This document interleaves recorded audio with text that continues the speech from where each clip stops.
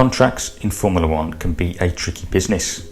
It can often lead to disagreements and a breakdown of a driver-team relationship, unless negotiations prove to be plain sailing. Right now, Ferrari finds itself in the position of trying to tie down both of its drivers beyond their current contracts.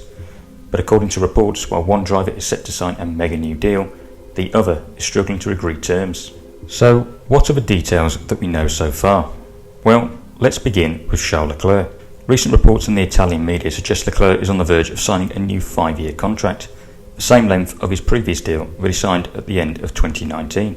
But although the length of the contract is the same, the salary is not.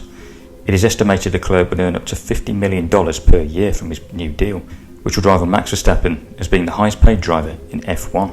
Now, I don't think Leclerc re-signing with Ferrari would be too much of a surprise to anyone, even if, earlier this year, he was linked with a move elsewhere. Mercedes was the most obvious admirers, but Charles has made it crystal clear on several occasions that winning with Ferrari is as big an ambition of his than becoming world champion. I think Charles is convinced that Ferrari's first year under Fred Vasseur's leadership showed enough signs that there is light at the end of the tunnel, and it has the potential to be in championship contention further down the line.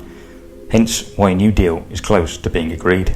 But while it seems Ferrari has Leclerc committed in the long term, it looks a very different story on the other side of the garage with Carlos Sainz.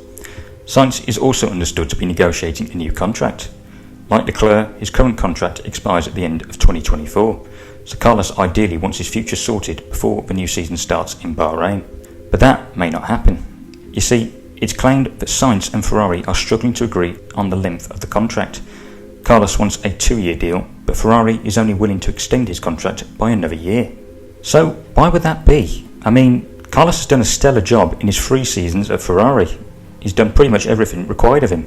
He's won races, put the car on pole position, been a solid team player, and proved more than a match for Leclerc, who was seen as one of the best drivers on the current grid.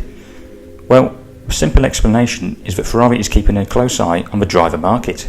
There are a lot of drivers whose contracts will be running out within the next 2 years, hence why Ferrari wants to keep its options open for now before committing to keeping Sainz too early. Out of those group of drivers, Lando Norris is the name that jumps out as Ferrari's main target, but I think it would be a huge risk for Ferrari to put all of their eggs into one basket, especially as if McLaren can maintain their end-of-season form going into next year. There would surely be little chance of Lando walking away from that project. One thing that works in Sainz's favour is that he is well liked in the Ferrari team, and, crucially, has the backing of Ferrari's president John Elkann, who was recently quoted in the Italian media saying both Charles and Carlos will be its drivers beyond 2024. Now, this of course is a huge vote of confidence for Sainz. Having a team back you is one thing, but having a president come out publicly and show faith in you is a big deal, and surely increases Carlos's chances of Ferrari relenting in the negotiations to give him the contract he is pushing for. So, if the reports of Ferrari playing hardball with Sainz's contract are true, then, for me, it would be silly to risk losing one half of their strongest driver pairing since 2009. Back then, Ferrari had Kimi Räikkönen and Felipe Massa as its drivers, and this was a partnership that just simply worked from the get-go.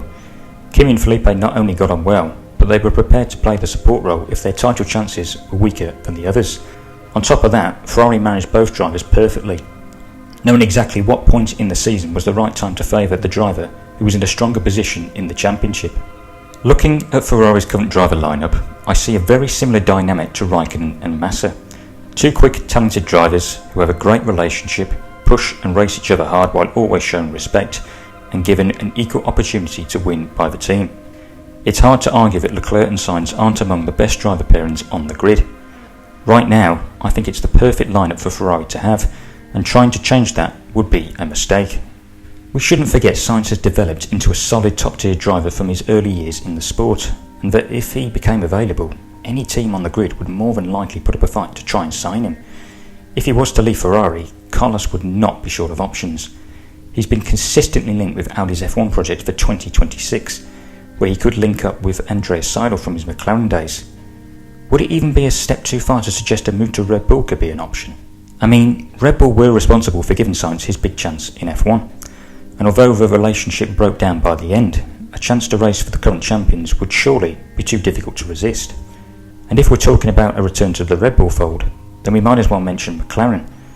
This was the period when Sainz well and truly shone and everyone took notice of his performances, After all, his 2 years at the team were exactly why Ferrari signed him to replace Sebastian Vettel in 2021. The way I see the situation from the outside is that Ferrari simply has to use common sense. Regardless of whether there is a driver out there who is potentially a better alternative, Sainz and Leclerc is the perfect balance that would be almost impossible to replicate.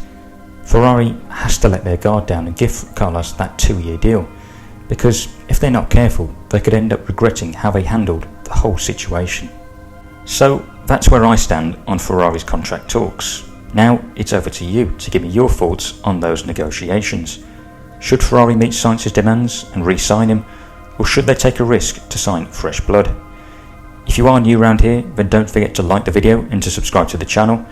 Thanks for watching guys, and I will see you in the next one. Goodbye.